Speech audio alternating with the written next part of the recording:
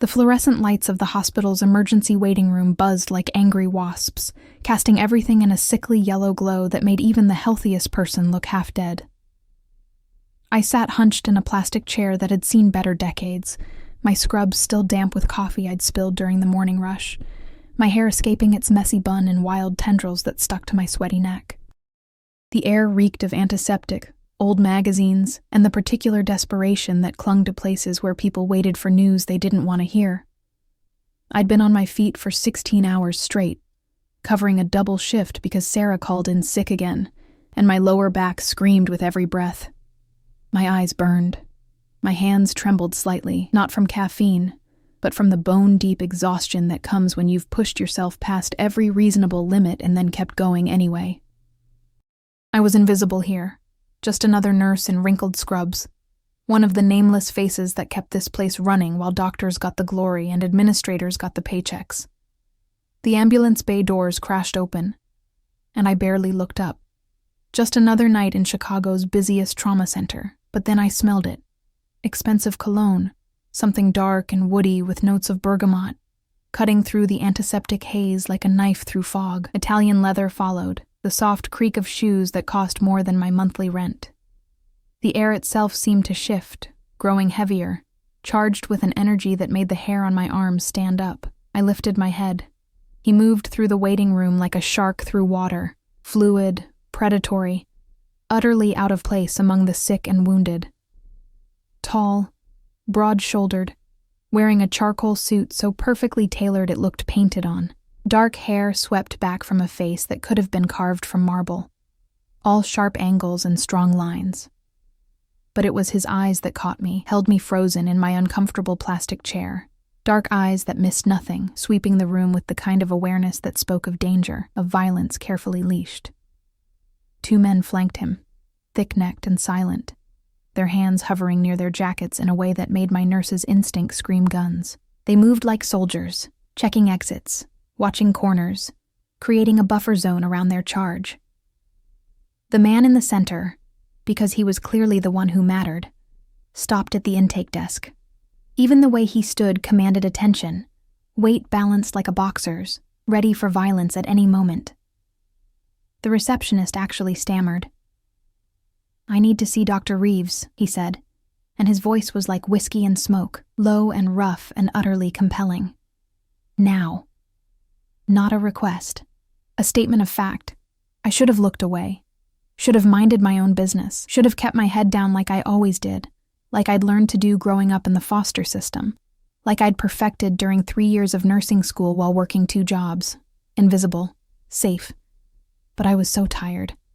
So fucking tired that my brain had stopped filtering properly. "Dr. Reeves is in surgery," I heard myself say.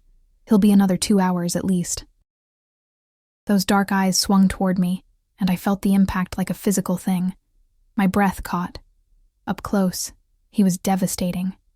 Not handsome in any conventional way, but compelling, magnetic, with a scar cutting through his left eyebrow and another along his jaw that spoke of a violent past.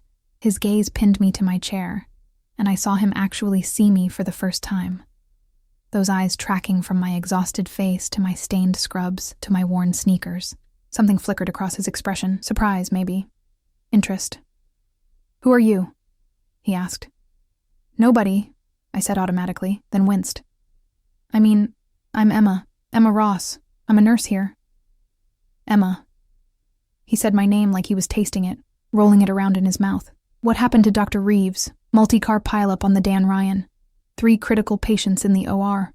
I stood up, swaying slightly, and his hand shot out, fast, so fast, to steady my elbow. His touch burned through my thin scrub top, and I jerked back instinctively. "Sorry. Long shift." He didn't let go immediately. His fingers lingered, warm and possessive, and I saw something dangerous flash in his eyes.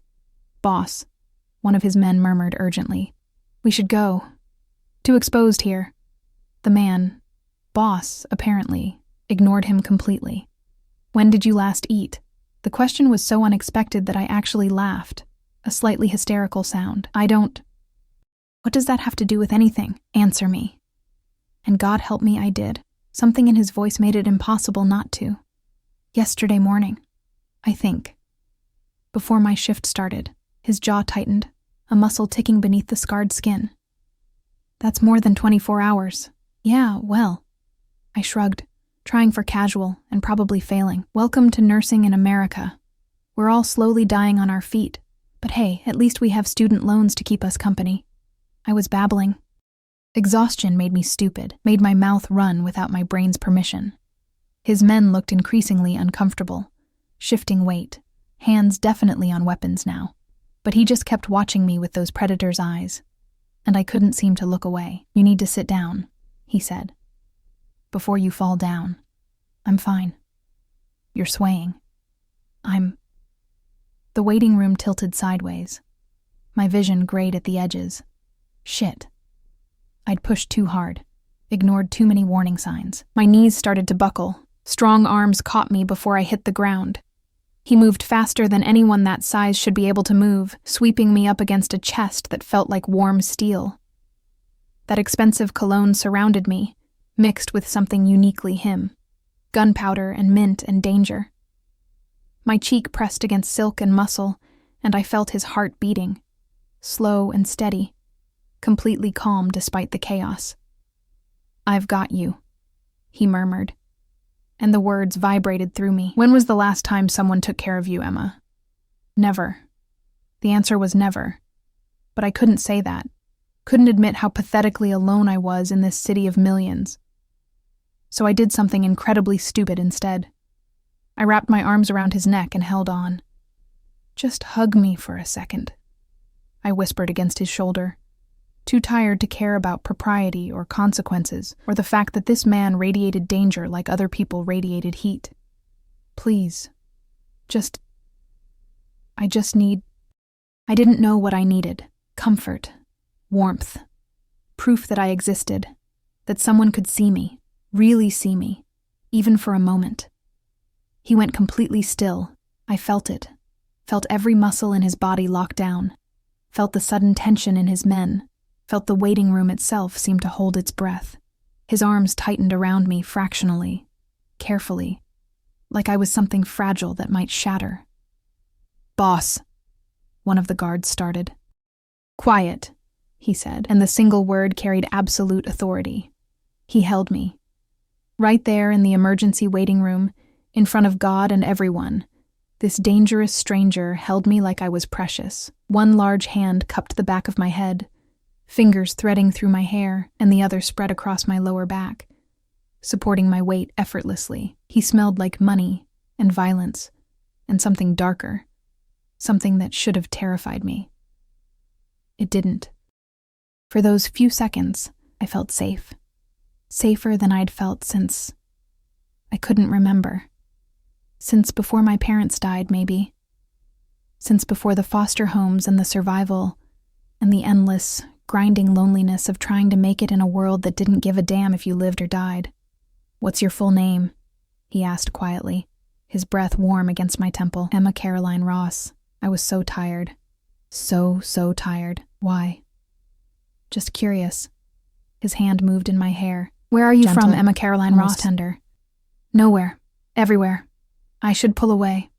I knew I should pull away, but his heart beat steady beneath my ear, and his arms were so warm, and I was so cold. Always so cold. Foster kid. Aged out at 18. Nursing school on scholarships and spite. No family? Not anymore. Something in his chest rumbled, not quite a growl, but close. How old are you? 23. You? Old enough to know better. There was dark amusement in his voice now, but apparently not old enough to be smart. I finally pulled back, or tried to. His arms loosened but didn't release me completely, keeping me steady on my feet. We were too close, his face inches from mine, and I could see gold flecks in those dark eyes.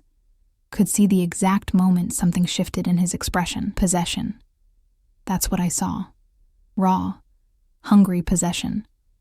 It should have scared me shitless. Instead, my traitorous body went warm all over. I started.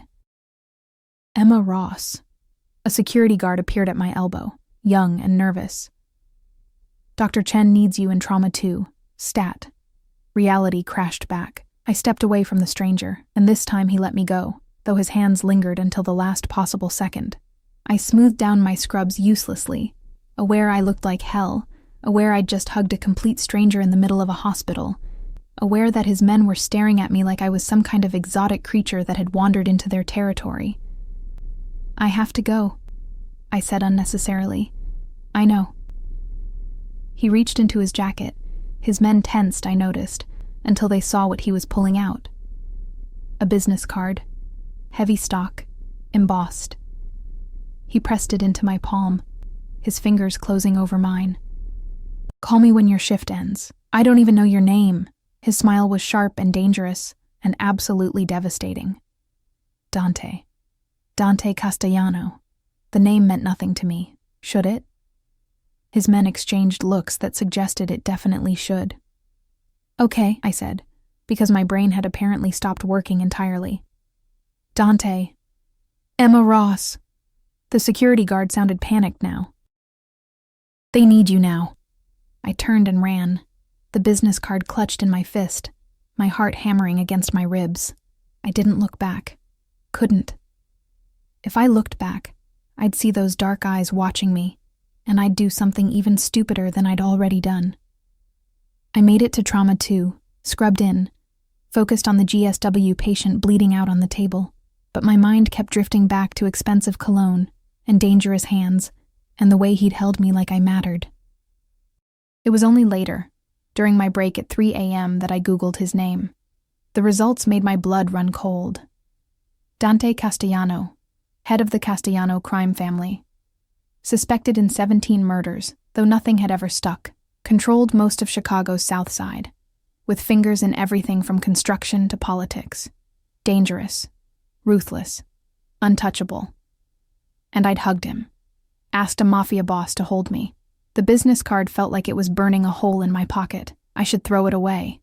Block the number. Forget this ever happened. Instead, at 6 a.m., when my shift finally, mercifully ended, I found myself in the parking garage, staring at my ancient Honda Civic with its rusted bumper and check engine light that had been on for 6 months. Dawn was breaking over the Chicago skyline, painting everything in shades of pink and gold. My phone buzzed. Unknown number. "Did you eat yet?" I should have been terrified, should have called the police, should have done literally anything except what I did. I texted back, "No." The response was immediate. "Where are you?" "Hospital parking garage. Level 3. Stay there." 10 minutes later, a black SUV with tinted windows pulled up beside my car. The back door opened. Dante Castellano looked at me from the leather interior, still wearing that perfect suit, still radiating danger. "Get in, Emma," he said quietly. "Let me feed you." I thought about my empty apartment, my student loans, my bone-deep loneliness. The way he'd held me like I was something worth protecting. I got in. The door closed behind me with the solid thunk of expensive engineering.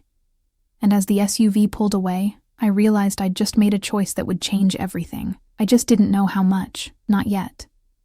But I would. God, I would. The SUV's interior smelled like leather and wealth, a world away from my car's perpetual scent of old French fries and desperation.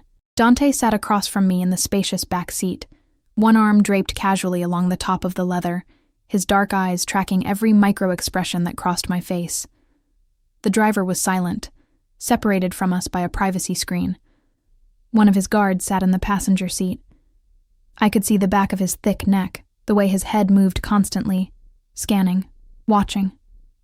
"Seatbelt," Dante said, and I realized I'd forgotten to put it on. My hands shook slightly as I fumbled with the buckle. Adrenaline was catching up with exhaustion, making my fingers clumsy. He leaned forward without warning, his hands covering mine, warm and steady and sure. He clicked the seatbelt into place himself, his face inches from mine, close enough that I could see the individual lashes framing those dangerous eyes. "Thank you," I whispered. "You're trembling." He didn't move back. "Are you afraid of me, Emma?" I should have said yes. Any sane person would have said yes. But exhaustion had stripped away my filters, left me raw and honest. "I don't think so. I should be, shouldn't I?" Something dark and satisfied flickered across his expression. "Probably." He finally sat back, giving me space I wasn't sure I wanted. But I'm glad you're not. The SUV moved smoothly through Chicago's early morning streets. Through the tinted windows, I watched the city wake up. Delivery trucks, early commuters, homeless people huddled in doorways. My city. The place I'd struggled to survive in for 5 years, fighting for every inch of ground. Where are we going? I asked. Somewhere safe.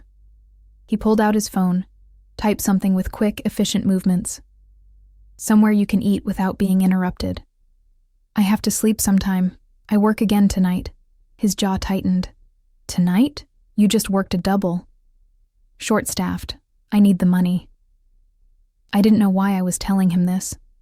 Maybe because he'd held me. Maybe because I was too tired to maintain the walls I usually kept up. Student loans don't pay themselves. How much? What? How much do you owe? His voice was casual, but I saw the intensity in his eyes, the way he leaned forward slightly, like my answer mattered. That's personal. Emma. My name in his mouth sounded like a caress and a command all at once.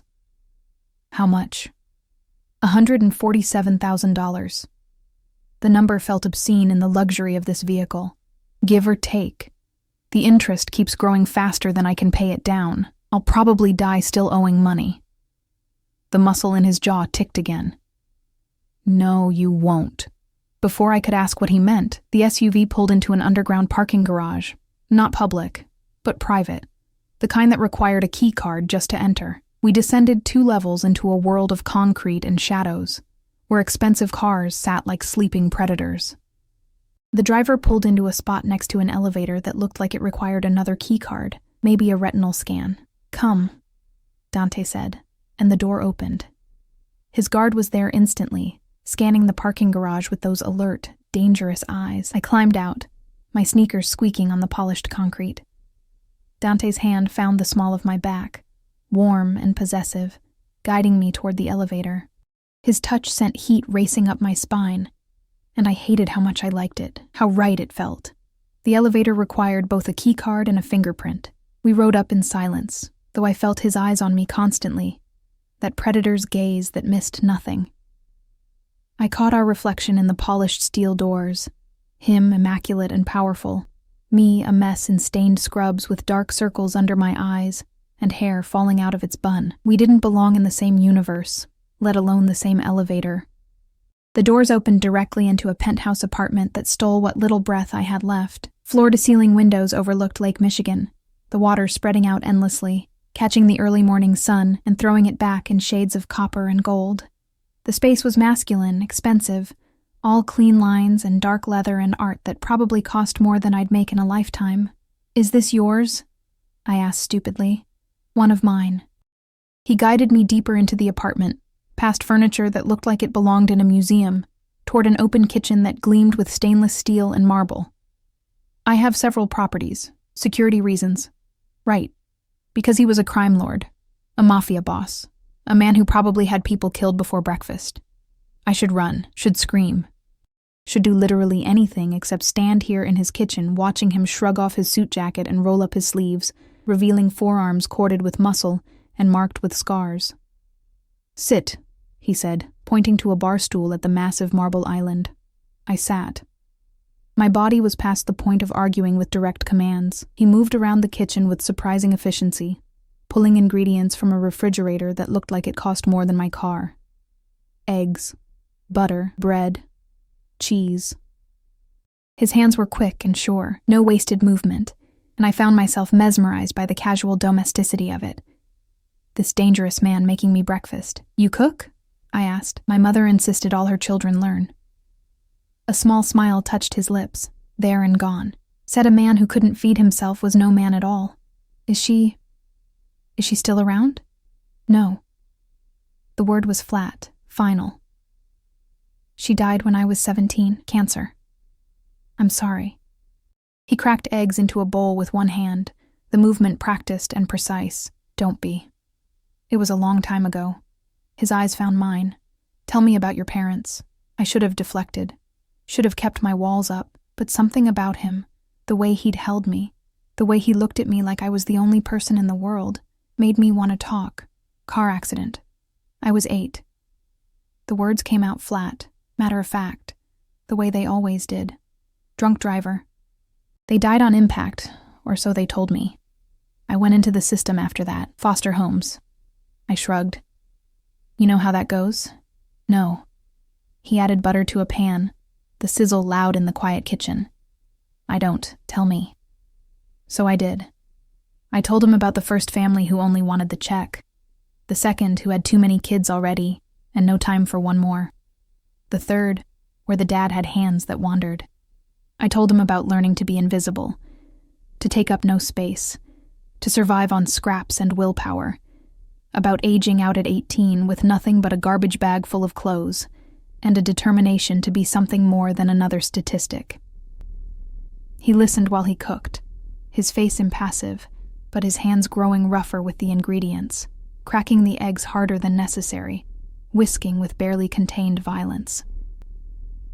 The family with the father, he said quietly, dangerously. What was his name? It doesn't matter. That was 10 years ago. His name, Emma. The way he said it made my stomach clench with something that wasn't quite fear. Richard Morrison. But I only stayed there 3 months before they moved me. It's fine. I'm fine. You're not fine. He plated the eggs, perfectly fluffy omelets with cheese and herbs I couldn't identify. Set one in front of me with toast that looked homemade. You work yourself to death. You don't eat. You don't sleep. You're alone in a city that will chew you up and spit you out without a second thought. I'm surviving. Surviving isn't living. He sat across from me, his own plate untouched, watching me with those intense dark eyes.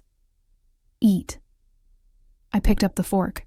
The omelet was perfect, melting on my tongue, and I realized I was actually starving. I ate like someone who'd just remembered food existed, shoveling it in without grace or manners.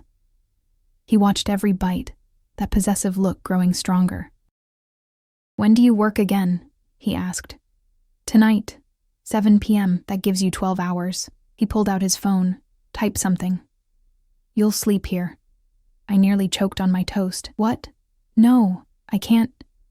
You're dead on your feet, Emma. You'll crash driving home. He said it like it was already decided. There's a bedroom down the hall, clean sheets, blackout curtains. You'll sleep, and when you wake up, we'll talk. Talk about what? Everything. He stood, moved around the island toward me, and my heart kicked into overdrive. He stopped close enough that I had to tilt my head back to meet his eyes. You hugged me last night, asked a stranger to hold you. Do you make a habit of that? No. My voice came out breathy. Never. I don't know why I did that. I do. His hand came up, and I thought he'd touch my face, but he stopped just short, his fingers hovering near my cheek. You recognized something in me. The same thing I recognized in you. What's that? Loneliness. The word hung between us, raw and honest, the kind that doesn't go away no matter how many people surround you, the kind that makes you invisible even in a crowded room. My throat tightened. You're not lonely. You have people, guards, family, probably. I have employees, soldiers, people who fear me or want something from me. His hand finally made contact, his thumb brushing across my cheekbone with devastating gentleness. But lonely? Yes, Emma. I'm fucking lonely. Have been for longer than I care to admit. I couldn't breathe. Couldn't think. His touch was doing things to me, making me want things I had no business wanting from a man like him. I should go, I whispered. No. Not a command this time. A plea. Stay. Sleep. Let me. He paused. Let me take care of you. Something vulnerable flickering across his hard face. Just for today. Every survival instinct I'd honed over 23 years screamed at me to run. This man was dangerous. This situation was insane. I didn't know him. Didn't know what he wanted from me or what price I'd pay for accepting his help.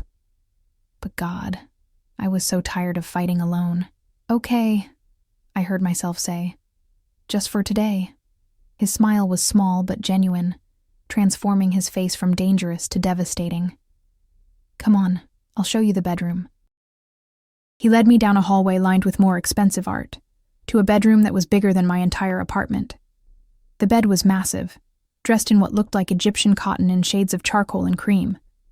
The blackout curtains he'd mentioned were already drawn, making the room a peaceful cave. "Bathroom's through there." He pointed to a door. "Help yourself to anything you need. I'll be in my office if you need me." He turned to leave, and before I could stop myself, I caught his hand. He froze, looking down at where my small hand gripped his larger one. "Thank you," I said quietly. "For all of this, the food, the place to sleep, for seeing me." Something blazed in his eyes, hot and possessive and hungry. He lifted my hand to his lips, pressed a kiss to my knuckles that sent electricity shooting up my arm. "I see you, Emma Caroline Ross. Believe that." Then he was gone, closing the door quietly behind him, and I was alone in a Mafia boss's penthouse bedroom, wondering what the hell I'd gotten myself into. I used the bathroom, marble and gold fixtures, and a shower that probably had better water pressure than my entire apartment building. Found a t-shirt in the closet that smelled like him, like danger and expensive cologne. Put it on because my scrubs were disgusting and I was too tired to care about boundaries. I fell into that massive bed and was asleep before my head fully hit the pillow. I dreamed of dark eyes and dangerous hands and the feeling of being held like I mattered. When I woke, everything would be different. I just didn't know how much. Not yet. I woke to shadows and silk, disoriented and aching. For a moment, I didn't know where I was. The bed was too soft, the sheets too expensive, the darkness too complete. Then memory crashed back, the hospital, the hug, Dante Castellano and his dangerous eyes. I grabbed my phone from the nightstand. 4:47 p.m. I'd slept for almost 9 hours straight, the kind of deep, dreamless sleep I hadn't experienced in months. My body felt heavy, reluctant to move, but my shift started in 2 hours, and I needed to get home, shower, change into clean scrubs. The bedroom door was closed, but I could hear sounds from elsewhere in the penthouse. Low voices, the clink of glass, footsteps. I slid out of bed, suddenly hyper-aware that I was wearing nothing but his t-shirt and my underwear, the fabric hanging to mid-thigh. My scrubs were folded neatly on a chair. I didn't remember putting them on. Someone had been in here while I slept. That should have terrified me. Instead, something warm and dangerous uncurled in my stomach. I dressed quickly in my wrinkled scrubs, pulled my hair into a fresh bun, and opened the door. The penthouse's main room had transformed. Where it had been empty this morning, now it held men. 4 of them, all with that same dangerous alertness as Dante's guards. They looked up as I emerged, hands moving instinctively toward weapons before they recognized me. One actually stood, his face carefully blank. "Miss Ross," he said. "Boss is on the terrace."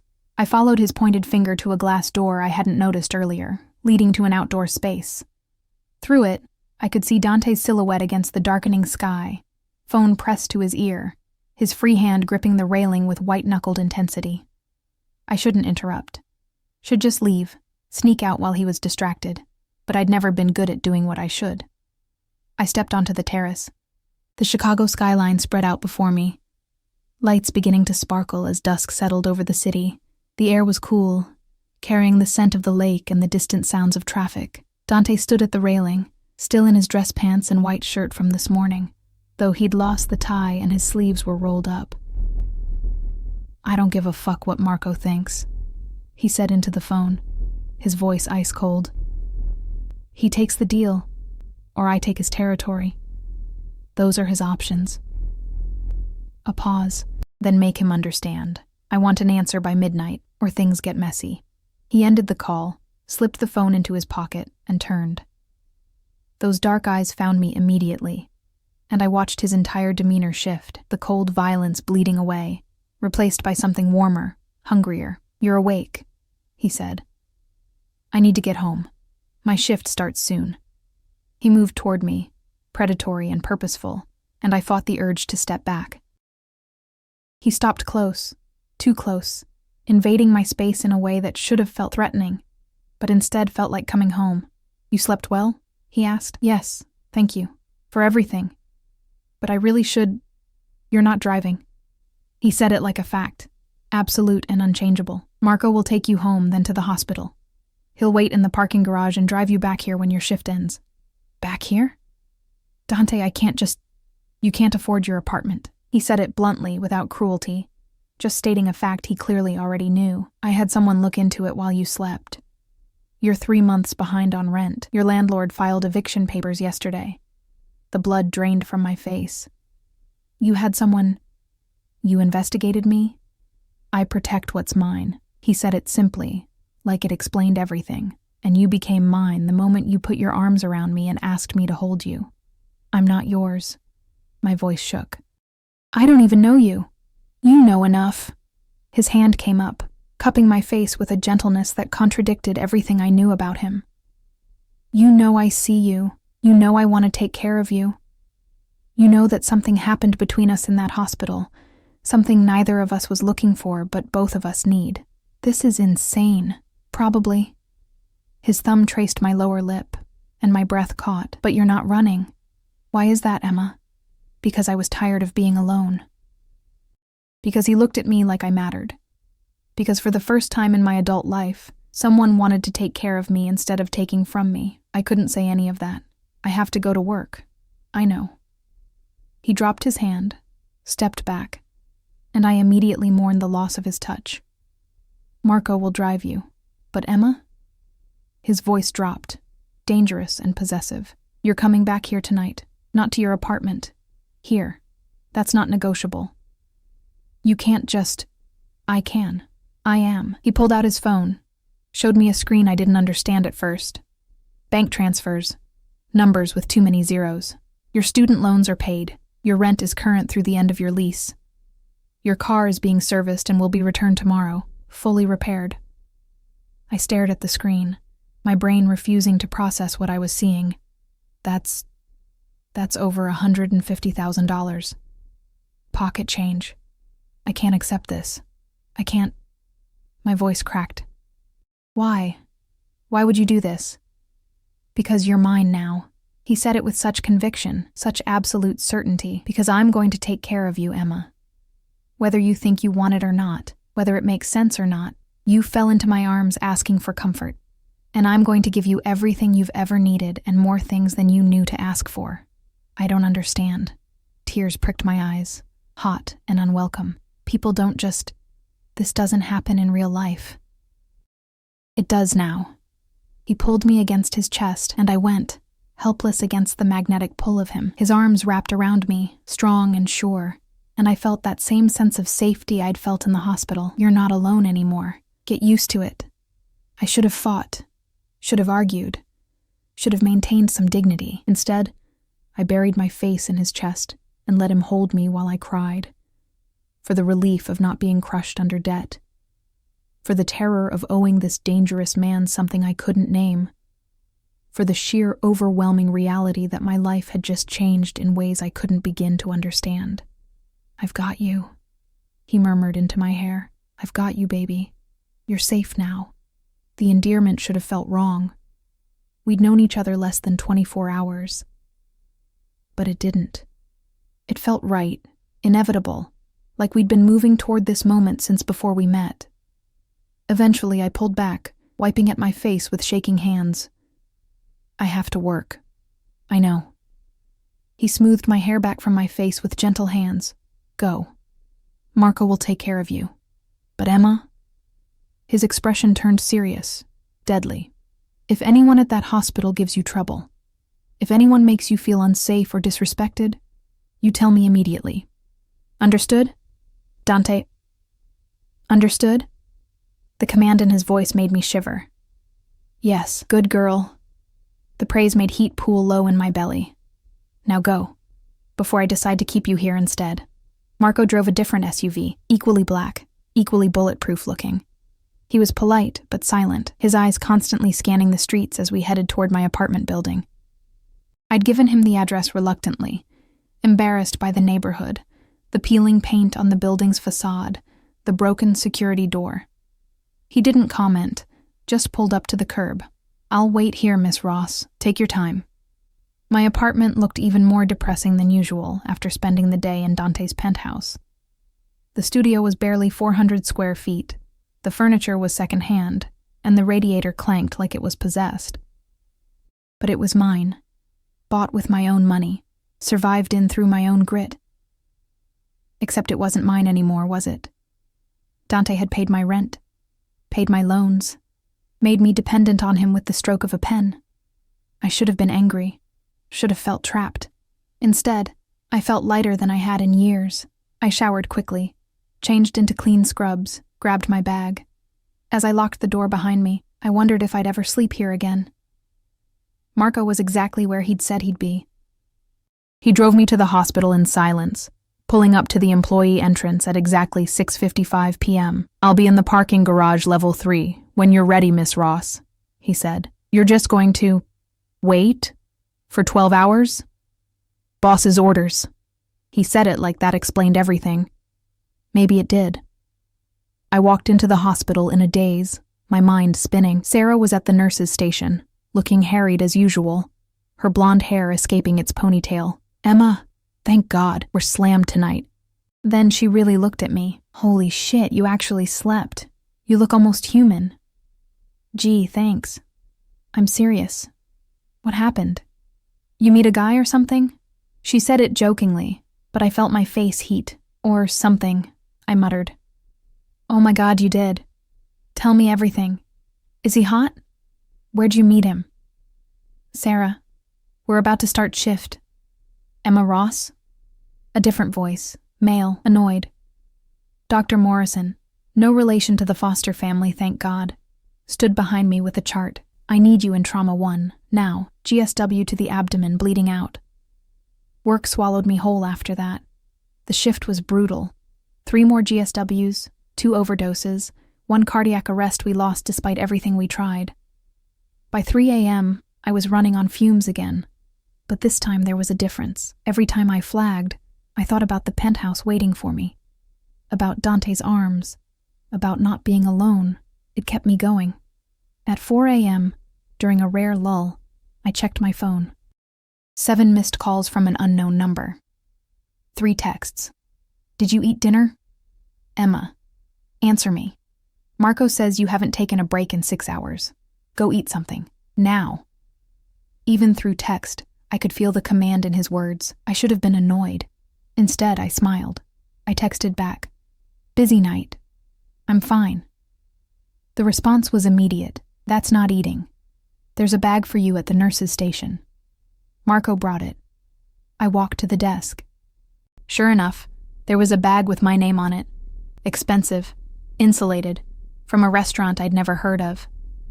Inside was still warm pasta, fresh bread, a salad, and chocolate cake that looked like it cost more than my hourly wage. Sarah whistled low. "Okay, he's definitely a keeper. Nobody sends food like that unless they're serious." I ate in the break room, every bite reminding me that someone was thinking about me, caring about me, making sure I was fed even when I forgot to take care of myself. It was terrifying and wonderful in equal measure. The rest of the shift passed in a blur. By 7 a.m., I was dead on my feet again, but Marco was waiting exactly where he said he'd be. He opened the door for me without a word, and I collapsed into the leather seat. "The penthouse, Miss Ross?" he asked. I should have said no, should have insisted on my apartment, should have maintained some independence. "Yes," I heard myself say. "The penthouse." His slight smile suggested he'd expected nothing else. When we arrived, the sun was rising again, painting the lake in shades of rose and gold. Marco escorted me up in the elevator, using his own keycard, I noticed. How many people had access to Dante's private spaces? The elevator doors opened directly into the penthouse. Dante was waiting. He stood by those massive windows, silhouetted against the rising sun, wearing different clothes than yesterday. Dark jeans and a black Henley that clung to his powerful frame. He'd been awake all night, I could tell. There was a tension in his shoulders, an edge to the way he held himself that spoke of violence barely leashed. When he turned and saw me, everything about him changed. The tension bled away. His expression softened. He crossed the space between us in 3 long strides and pulled me into his arms without preamble, without asking permission. I went willingly, my body already learning his shape, already craving his warmth. "You're okay," he murmured into my hair. It wasn't a question. "I'm fine. Just tired." "You ate what I sent?" "Yes." I pulled back to look at him. "Thank you. You didn't have to do that. I take care of what's mine." He said it matter-of-factly, like it was the most natural thing in the world. His hand came up to cup my face, his thumb tracing the dark circles under my eyes. "You're exhausted. Come on." He led me to the bedroom, the same one I'd slept in yesterday. But now it felt different, more intentional, like this was becoming our space rather than just a guest room. He sat me on the edge of the bed and knelt in front of me, unlacing my sneakers with gentle, efficient movements. "Dante, let me." His eyes flicked up to mine, dark and intense. "Let me take care of you." So I did. I let him remove my shoes, let him help me out of my scrubs, his movements clinical, respectful, even though I saw the heat in his eyes. He handed me one of his shirts again, turned his back while I changed, and when I was ready, he pulled back the covers and guided me into bed. "Sleep," he commanded softly. "I'll be here when you wake up. You don't have to. Emma." My name was a warning and a promise. "I'm not going anywhere. Sleep." I wanted to argue, wanted to maintain some independence, some control over this situation that was spiraling into something I didn't understand. But exhaustion won. My eyes were already closing as my head hit the pillow.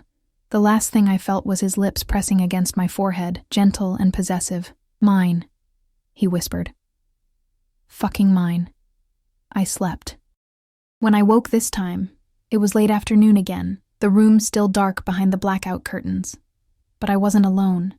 Dante sat in an armchair he'd pulled close to the bed, his laptop open on his knee, his face illuminated by the screen's glow. He was working, but his free hand rested on the bed near my pillow, close enough to touch, like he couldn't bear to be completely separate from me even while I slept.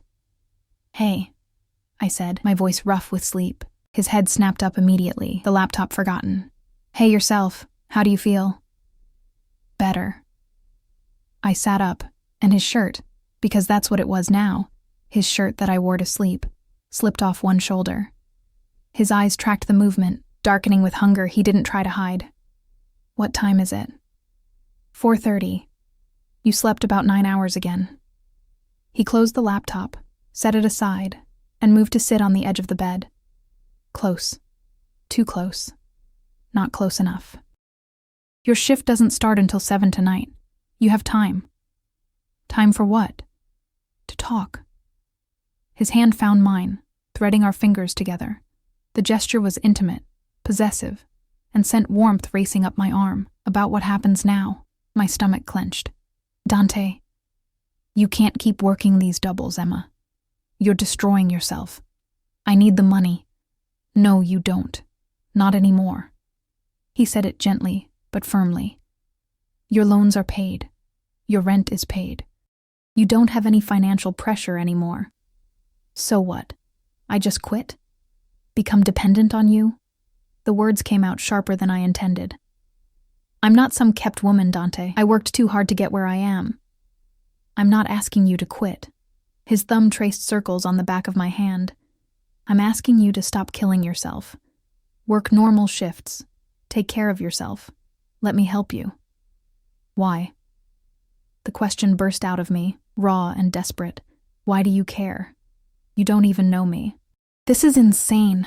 We met 2 days ago, and you're talking like we're what?" He leaned closer, his eyes intense. "Like you're mine? Like I'd burn down the entire city before I let anything hurt you? Like I've been waiting my whole life for someone to look at me the way you did in that hospital?" "That's insane," I whispered. "Probably." His other hand came up to cup my face. "But that doesn't make it less true. I'm 34 years old, Emma. I've spent the last 16 years building an empire, taking what I want, destroying anyone who gets in my way. And in all that time, no one has ever looked at me like I was just a man. Someone worth holding. Someone's safe. You're not safe. My voice shook. You're dangerous. You're a criminal. You probably kill people. I do. He didn't flinch from the truth. I've killed 17 men personally, ordered the deaths of dozens more. I deal in violence and fear and control. I'm not a good man, Emma. I won't pretend to be. I should have run. Should have been horrified. Should have called the police. Instead, I asked, why did you kill them? Something flickered in his eyes. Surprise, maybe. Respect. Because they threatened my family, my territory, my people. In my world, you protect what's yours or you lose everything. And now I'm yours? I couldn't keep the tremor from my voice. Yes. Simple. Absolute. From the moment you asked me to hold you, you became mine, and I protect what's mine, Emma. Always. I don't understand this. Tears pricked my eyes again. I don't understand how this happened, or what you want from me, or why I'm not terrified right now. You're not terrified because you feel it too. He leaned forward until our foreheads touched, his breath warm against my lips. This thing between us, this recognition. You're just as lonely as I am. Just as tired of fighting alone. Just as desperate for someone to see you. He was right. God help me, he was right. What if I hurt you? I whispered. What if I'm not enough? What if you wake up one day and realize I'm just some broke nurse with nothing to offer? His laugh was low and dark. Emma, baby, you have no idea what you are, do you? His hands framed my face, forcing me to meet his eyes. You're everything. You're light in a world that's been dark for so fucking long. You're softness where there's only been violence. You're mine, and I'm never letting you go. Dante. He kissed me. It wasn't gentle, wasn't tentative. It was claiming, possessive, hungry, his mouth moving against mine with devastating certainty. His tongue traced the seam of my lips, and I opened for him, helpless against the onslaught. He tasted like coffee, and danger, and something uniquely him that made my head spin.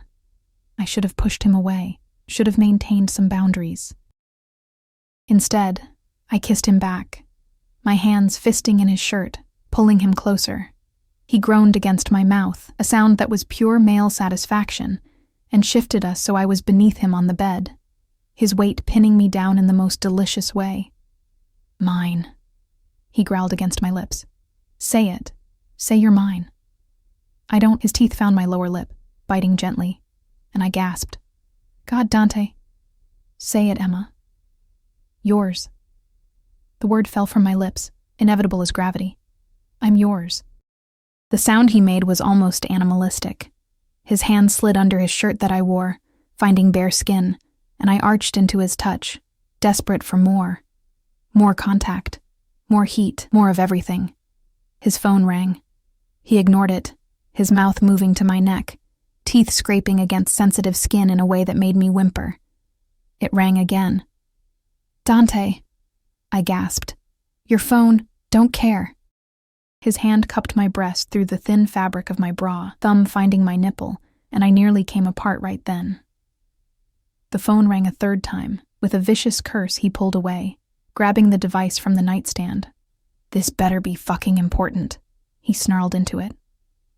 I lay there beneath him, breathing hard, my body on fire, watching his expression change from frustrated to furious. When? A pause. How many? Another pause, longer this time. I'll be there in 20 minutes. Have everyone ready? He ended the call and looked down at me with such regret, such fury, that my stomach clenched.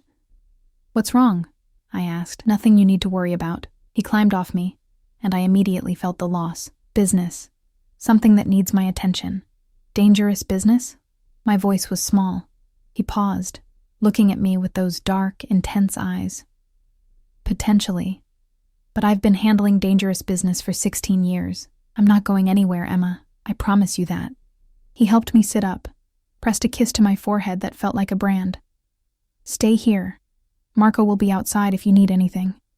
I'll be back as soon as I can. How long? A few hours. Maybe more. His jaw tightened. There's food in the kitchen. Anything you want is yours. But Emma? His voice dropped, commanding. You don't leave this penthouse. Not until I get back. Understood? Am I a prisoner? You're protected.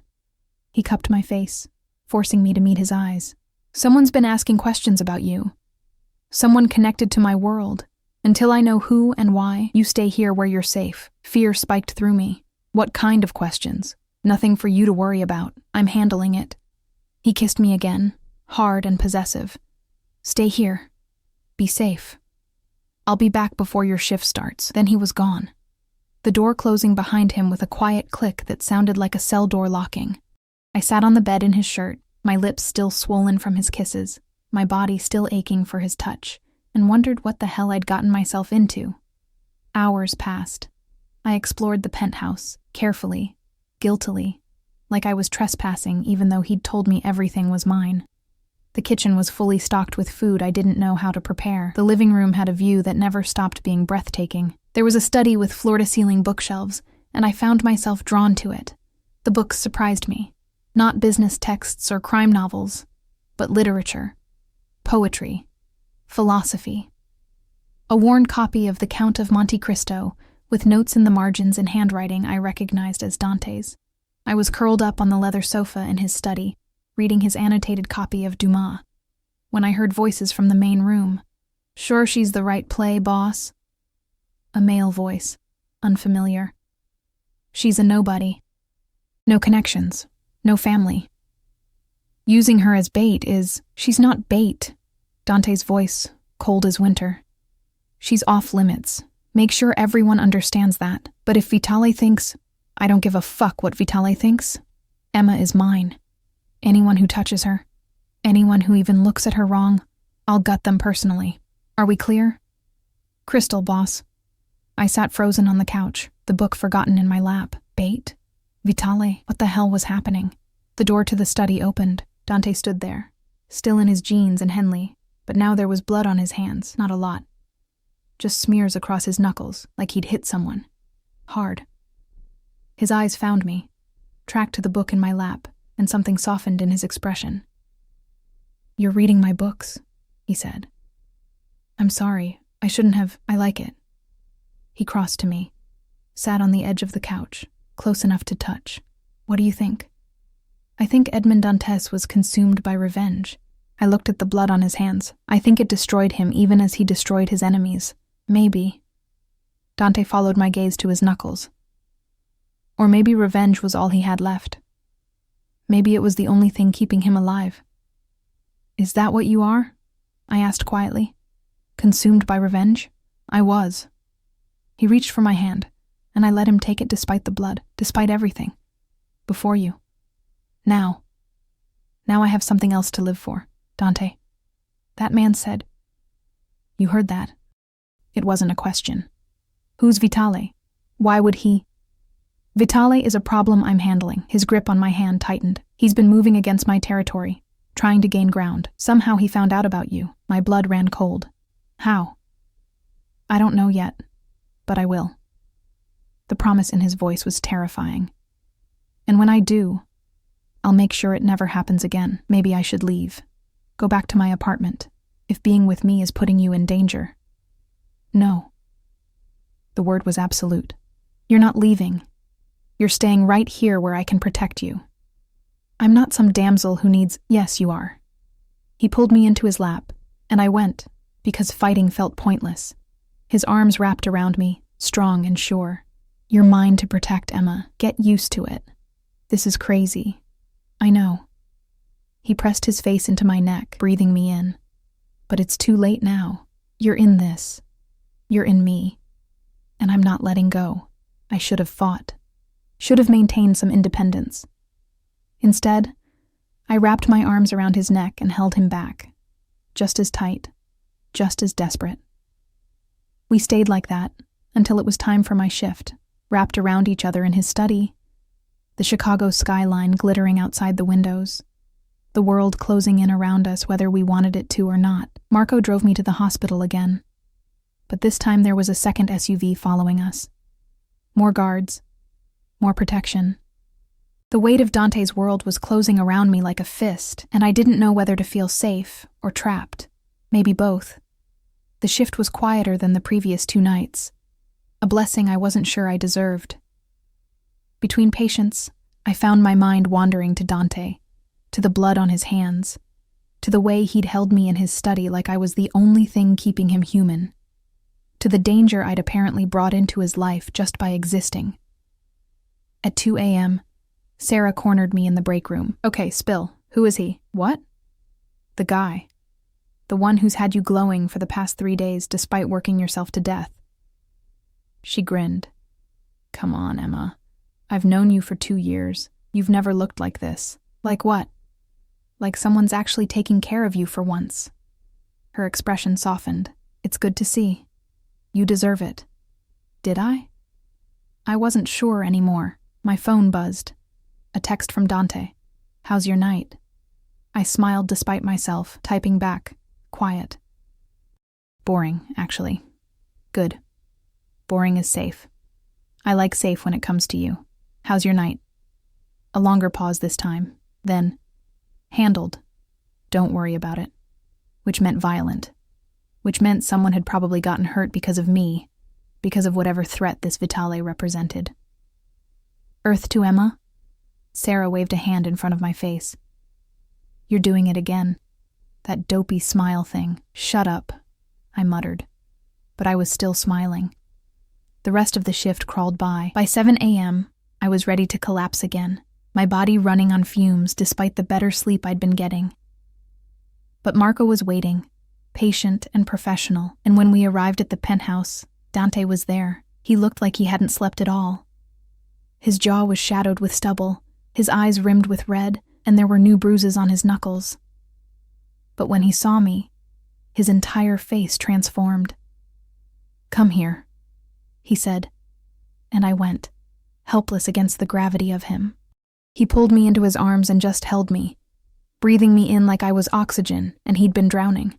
I felt the tension in his body, the barely leashed violence, and I pressed closer instead of pulling away. Bad night? I whispered against his chest. Better now. His lips found my hair. Much better now. He carried me to the bedroom, actually carried me, lifting me like I weighed nothing, and this time when he helped me out of my scrubs, there was nothing clinical about it. His hands lingered. His eyes tracked every inch of exposed skin. The hunger in his gaze made my breath catch. Dante, I know. You need to sleep. He pulled one of his shirts over my head, his knuckles brushing against my skin and sending sparks racing through me. But after you sleep, we need to talk. About what? About the fact that you're not going back to that hospital. I stiffened. What? It's not safe anymore. Vitali knows where you work. He could get to you there and I can't. His voice cracked slightly. I can't protect you there, Emma. Not the way I need to. So what? I just quit? Give up everything I've worked for? No. He guided me to the bed, pulled the covers over me. You take a leave of absence. A few weeks, maybe a month.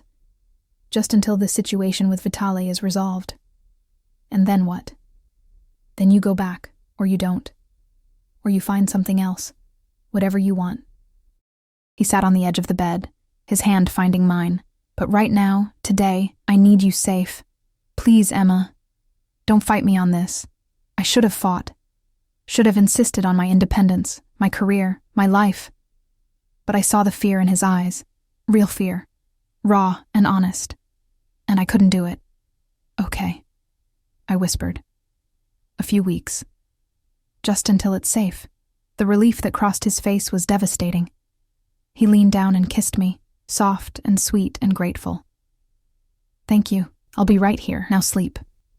And he was. When I drifted off, he was sitting beside me. When I woke hours later, he was still there. His laptop open, but his eyes on me, always on me, like I was the most important thing in his world. The days blurred together after that. I called the hospital and took a medical leave. Not hard to arrange given how many hours I'd been working. Dante's world swallowed me whole. I learned the rhythms of his life, the dangerous dance of power and violence that governed his days. Men came and went from the penthouse.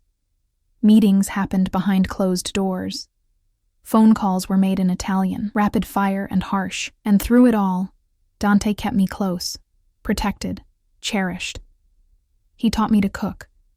Real Italian food, the recipes his mother had taught him. We spent evenings in the kitchen, his hands guiding mine, his body pressed against my back, his voice low in my ear as he explained the proper way to make fresh pasta. He took me shopping, insisted on buying me clothes that actually fit, that made me feel beautiful instead of invisible.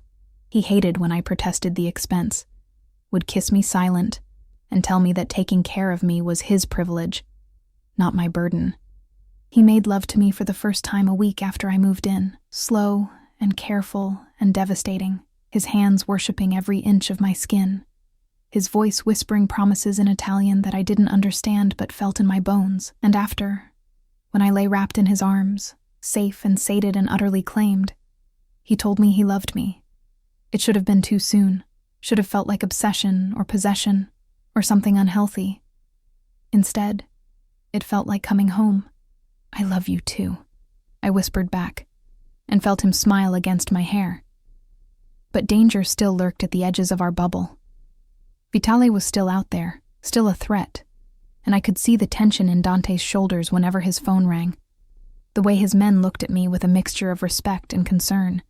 I was the boss's weakness, his vulnerability, his one soft spot in a world that punished softness. It came to a head 2 weeks after I'd stopped working. I woke to find Dante's side of the bed empty, voices raised in the living room. I pulled on one of his shirts and padded out barefoot, following the sound of argument. "Can't keep her locked up here forever, boss. Vitali's just going to keep pushing until..." "Until what?" Dante's voice was ice. "Until I give her up? Hand her over? That's never happening, Marcus. Never. I'm not saying give her up. I'm saying use her. Draw Vitali out. We know he wants her. Wants to use her against you. Let him think he can get to her, and when he makes his move, no." The word was absolute. "Emma is off limits. Find another way." I stepped into the room. 4 men sat around Dante's dining table, all turning to look at me with various expressions of surprise and respect. Dante stood at the head of the table, and the fury on his face when he saw me made me stop in my tracks. "Emma, go back to bed." "No." I crossed my arms. If this is about me, I deserve to know what's happening. "Emma, tell me." I kept my voice steady despite the fear thrumming through me. "Please, tell me the truth." He stared at me for a long moment, jaw tight, then dismissed his men with a sharp gesture. They filed out silently, leaving us alone. "Vitali found out about the foster father," Dante said finally. "Richard Morrison, the one who touched you." My blood ran cold. "How?" "He has people everywhere. And he found out that Dante's jaw clenched. "I had Morrison taken care of. 3 days after you told me about him." "Taken care of?" My voice came out thin. "You mean..." "I mean he'll never touch another child again." No remorse in his voice. No regret. He deserved worse than what I gave him. I should have been horrified. Should have run screaming. Instead, I felt something warm and dark unfurl in my chest. Relief. Satisfaction. Justice. "Vitali is using this," Dante continued. "He's telling the other families that I'm going soft, that I'm making decisions based on emotion instead of business, that I'm compromised, weak. Because of me. Yes." He crossed to me, pulled me into his arms. "But I don't give a fuck what Vitali thinks. You're mine, Emma. Mine to protect, mine to avenge, mine to love. And if that makes me weak, then I'll be weak. But I won't give you up. What if..."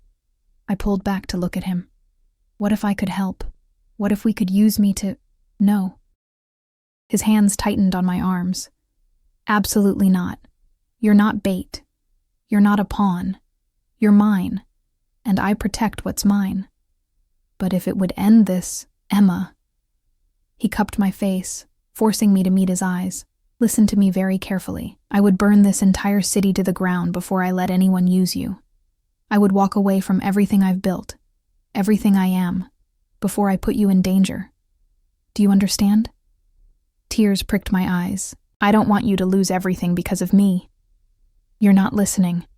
His thumb traced my cheekbone. "You are everything. The business, the power, the respect. None of it means shit if I don't have you. You're what I was missing my whole life, Emma. You're what makes all of this worth it. So what do we do? A slow, dangerous smile crossed his face. We end this. Tonight. I'm done playing defense. It happened fast after that. Dante made calls, issued orders, and his apartment transformed into a war room. Men arrived, more than I'd ever seen before, all armed, all deadly serious. They treated me with careful respect, calling me Miss Ross or ma'am, their eyes always sliding away from direct contact. I was the boss's woman, untouchable, sacred. Dante wanted me to stay in the bedroom, locked away and safe. I refused. If this was happening because of me, I needed to see it through. We compromised. I stayed in his study, surrounded by guards, while he and his men prepared for whatever was coming. At midnight, his phone rang. Castellano, he answered, his voice cold. A pause. Where? Another pause. I'll be there in 30 minutes, alone. He ended the call and looked at me with regret and determination. Vitali wants to meet, just the two of us. He crossed to me, pulled me into his arms. I have to go, baby. Have to end this. Then I'm coming with you. No. Yes. I gripped his shirt. You said I'm yours. That means you're mine too, and I'm not letting you walk into danger alone. Emma, this is different. This is your world. I know. I stood on my toes and kissed him, but I'm part of your world now, for better or worse. So either we do this together, or we don't do it at all. The conflict on his face was painful to watch. Finally, he nodded, together. But you stay in the car. You stay safe. That's not negotiable. Okay. We drove to a warehouse on the south side, the kind of place where bad things happened and bodies disappeared. Marco drove, with 2 more SUVs full of guards following behind. Dante held my hand the entire way, his grip almost painful. If anything happens, he said quietly, if this goes wrong, Marcus will get you out. You run, and you don't look back. Promise me. Dante. Promise me, Emma. I promise. We pulled up to the warehouse. It was surrounded by Vitali's men, at least a dozen that I could see, probably more inside. Dante's men fanned out, creating a perimeter, hands on weapons. Stay here, Dante ordered, then kissed me hard and desperate. I love you. I love you too. I gripped his hand. Come back to me. Always. He stepped out of the SUV and walked into the warehouse alone. The longest 15 minutes of my life crawled by. I sat in the car, surrounded by guards, watching the warehouse and praying to a god I wasn't sure I believed in. Then gunfire erupted. The world exploded into chaos. Dante's men rushed the warehouse. More of Vitali's guards appeared from the shadows. The air filled with the sound of bullets and shouting and screaming. Marcus yanked open my door. We have to go, Miss Ross. Now. No. Dante's still in there. Boss's orders. I have to get you. An explosion rocked the warehouse, flames erupting from the windows. My heart stopped. Dante! I screamed, fighting against Marcus's grip. And then, through the smoke and fire, I saw him. Dante emerged from the warehouse, his shirt torn and bloody, dragging an unconscious Vitali by the collar. His men surrounded him immediately, providing cover, and he kept walking toward the SUV with single-minded determination. He threw Vitali to the ground at his men's feet. Take care of him, he ordered. Then his eyes found mine. Relief crashed through me so hard I nearly collapsed. He crossed to the SUV in 3 strides and pulled me out, into his arms, holding me so tight I could barely breathe. You're okay, I sobbed against his chest. God, Dante, you're okay. I told you I'd come back. His voice was rough, shaken. I'll always come back to you, Emma. Always. Behind him, his men were securing Vitali, hauling him away. The warehouse burned. Sirens wailed in the distance, and I held the man I loved, the dangerous, violent, beautiful man who'd given me everything, and I didn't care about any of it. Take me home, I whispered. Yeah, baby. He kissed my hair, my face, my lips. Let's go home. 3 months later, I woke to sunlight streaming through windows, the smell of coffee, and the sound of Dante singing softly in Italian in the kitchen. I stretched in our bed because I'd officially moved in 6 weeks ago, had given up my apartment and made this penthouse my home. Our home. I found him at the stove, making breakfast in nothing but sleep pants, his muscled back on full display. He turned when he heard me, that devastating smile crossing his face. "Morning, beautiful. Morning." I wrapped my arms around him from behind, pressing my face against his warm skin. "What are you making?" "Your favorite. French toast with strawberries." He turned in my arms, kissed me slow and deep. "I have a surprise for you." "Another one?" "Dante, you just bought me a car." "Not that kind of surprise." He led me to the dining table where an envelope sat. "Open it." Inside was a letter from Rush University Medical Center, one of Chicago's best hospitals. An offer letter. Director of Emergency Nursing. 6-figure salary. Full benefits. I stared at it, my eyes filling with tears. "You've been restless," Dante said softly. "I know you miss nursing, miss helping people. This way you can go back, but in a position where you have control, where you're protected, where you can make a real difference. How did you—" "I know people." His smile was small. "I may have made some calls, convinced them you were perfect for the position. Which you are." I threw my arms around his neck and kissed him until we were both breathless. "Thank you," I whispered, "for seeing me, for knowing what I need, for everything. You gave me everything first." His hand slid down to rest on my hips. "You gave me a reason to be more than just the violence, more than just the business. You made me want to be better. You are better. You always were." I cupped his face, this dangerous, beautiful man who'd saved me as much as I'd saved him. "I love you. I love you too." He kissed me again, soft and sweet. More than anything in this world. Outside, Chicago sprawled in the morning light. Somewhere, Dante's men were handling business, maintaining the empire he'd built. Somewhere the world was still dangerous and violent and hard. But here, in our penthouse, in our home, wrapped in each other's arms, we were safe. We were loved. We were home. And that was worth everything.